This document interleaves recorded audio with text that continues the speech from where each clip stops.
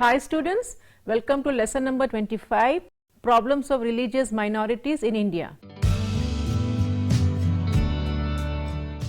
A brief introduction about the lesson. India is generally regarded as the spiritual and the religious capital of the world due to the presence of diverse faith and unbroken traditions. Unlike the West, religion in India is not a completely private affair. Even law permits certain degree of religious freedom to every citizen of India. As a result, religion and public life are not strictly separated. It sometimes creates frictions also as old rules come into conflict with the new rules. To promote religious harmony and to provide all religion an equal space in the democratic framework, India also accords special status to some religious minorities to protect and promote their interest.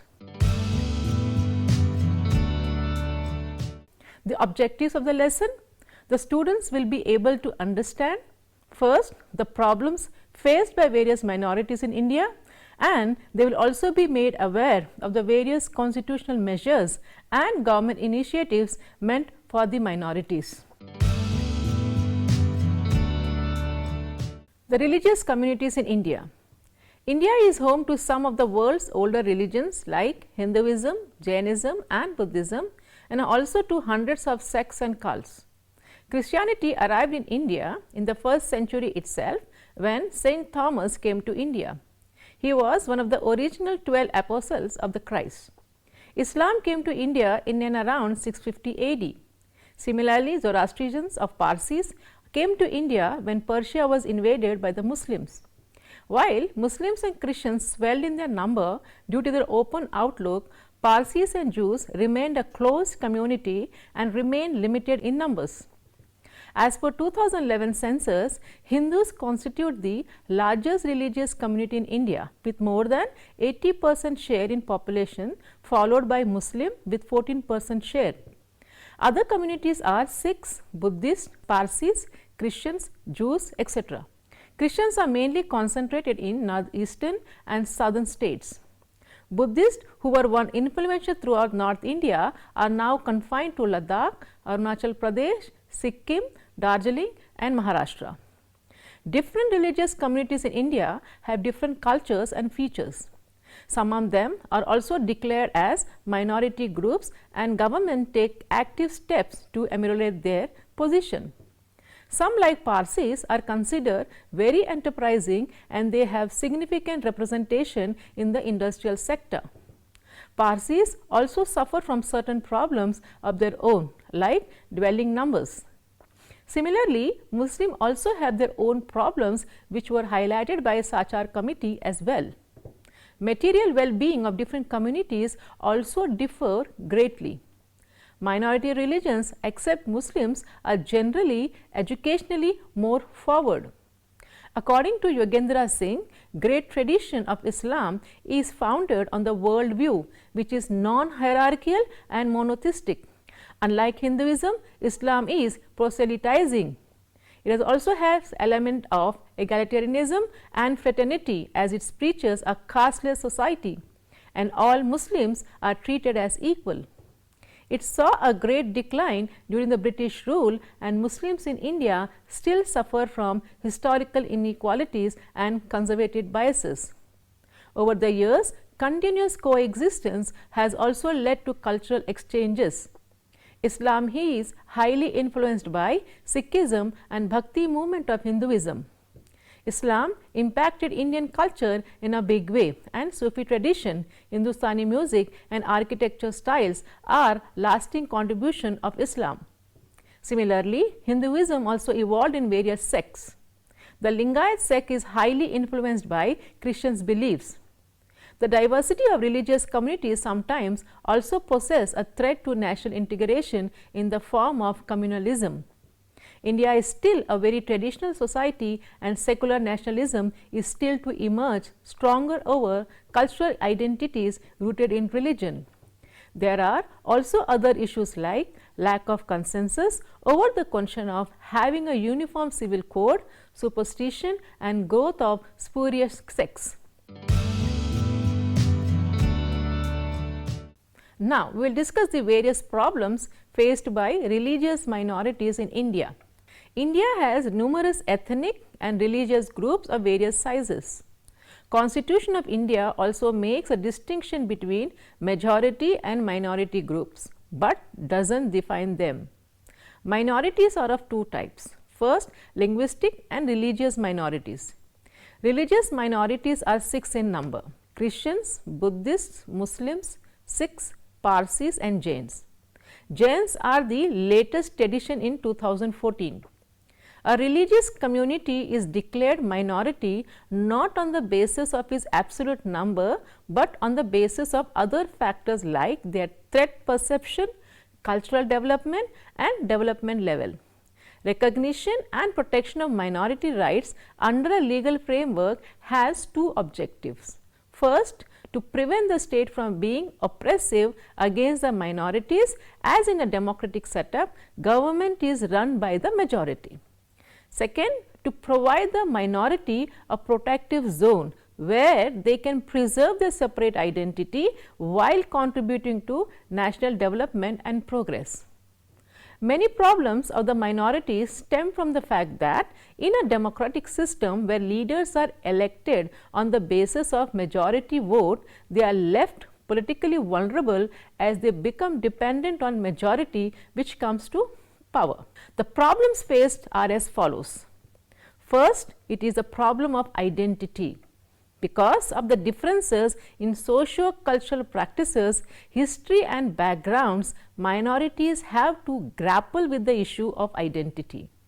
This gives rise to the problem of adjustment with the majority community.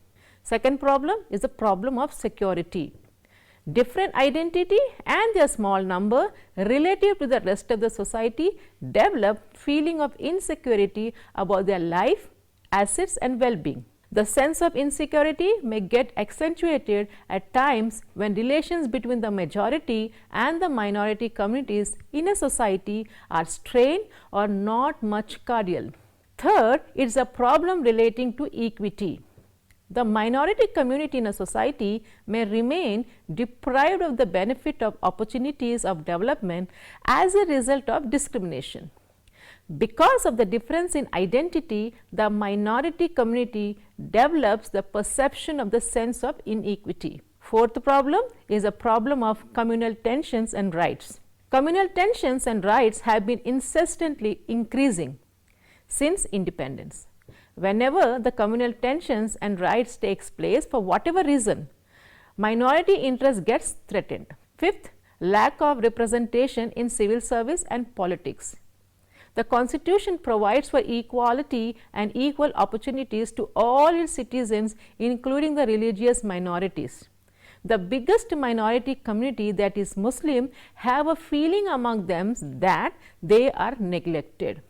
However, such a feeling does not seem to exist among the other religious minority communities, such as the Christians, Sikhs, Jains and Buddhists, for they seem to be economically and educationally better than the majority community. Sixth point, it is the failure to stick on strictly to secularism. India has declared itself a secular country. The very spirit of our constitution is secular, but in actual practice there is lack of commitment to secularism. Purely religious issues are often politicized by these parties. The problems of the minorities can be further classified as the common problems and their specific problems. Now, we will discuss some of the common economic and cultural problems faced by all the minorities.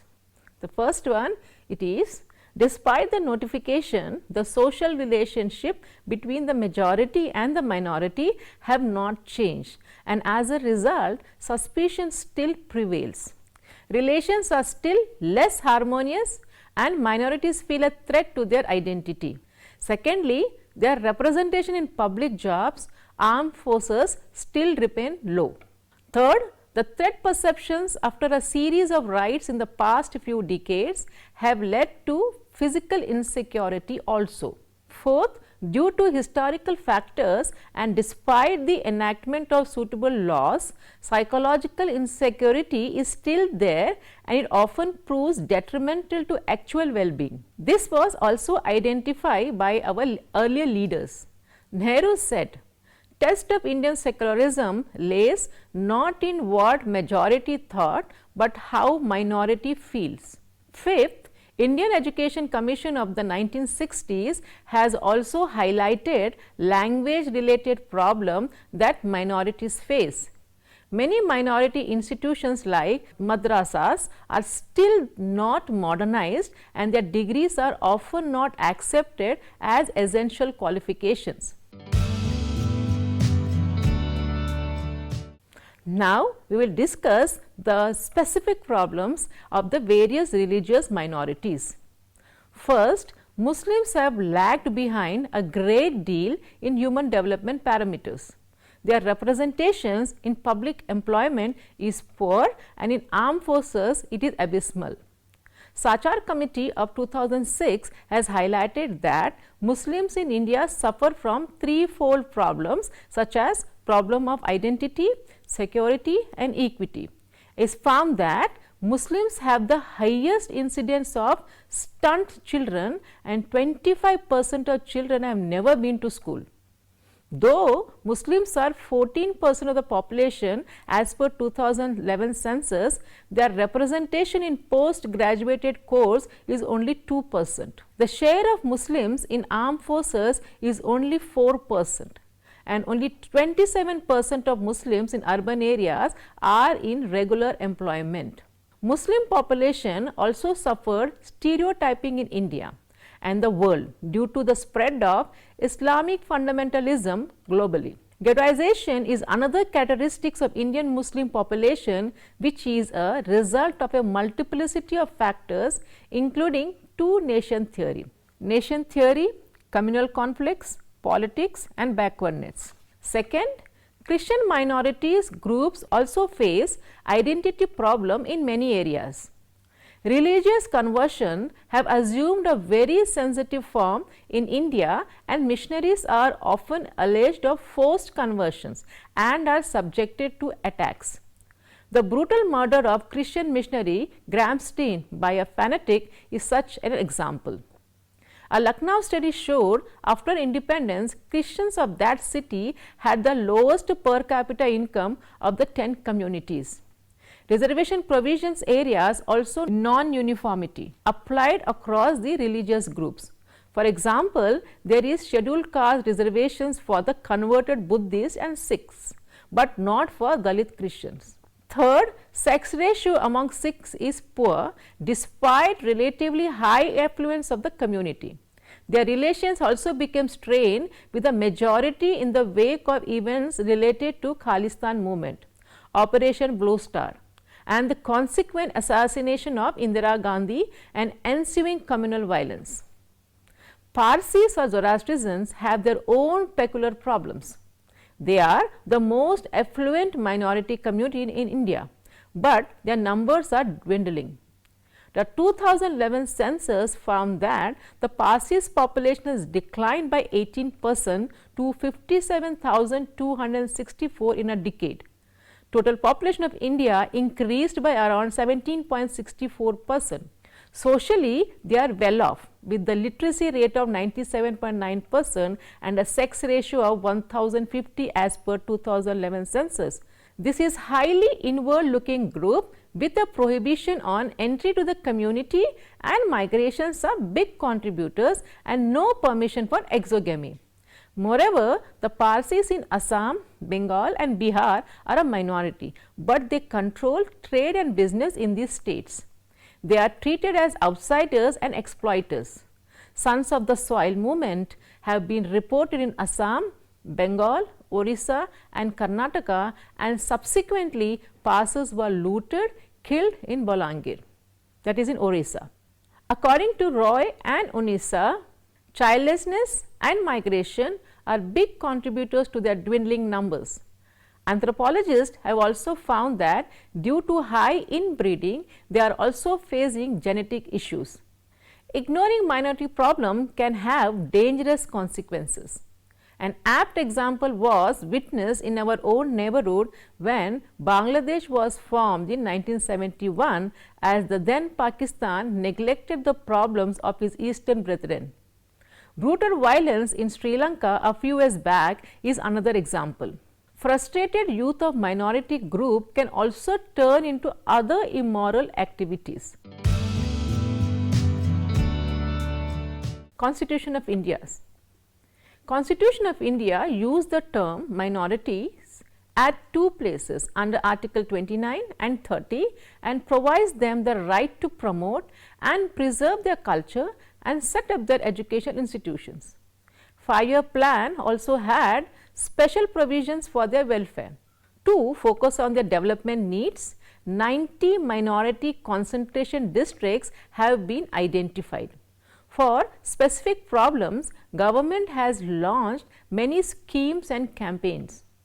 Multi-sectoral development program was launched in 2008 to bridge the development deficits faced by minorities through creation of socio-economic infrastructure to give them basic amenities. Acting on the reports of Sachar committee, the government also planned to set up an Equal Opportunity Commission in 2014, but it is still waiting for legislative clearance. To arrest the dwindling population of Parsis, 𝗬𝗓𝗪 was launched in 2013-14. 𝗧𝗦𝗔𝗧 scheme for leadership development among the minority women. Upgrading the skills and training in traditional arts, crafts for development was launched in 2015 for promoting traditional skills among the artisans of the minority groups. Article 51A, which is of special relevance for the minorities, talks about citizen duty to promote harmony and the spirit of common brotherhood amongst all the people of India, transcending religious, linguistic and regional and sectional diversities. Citizen duty to value and preserve the rich heritage of our composite culture.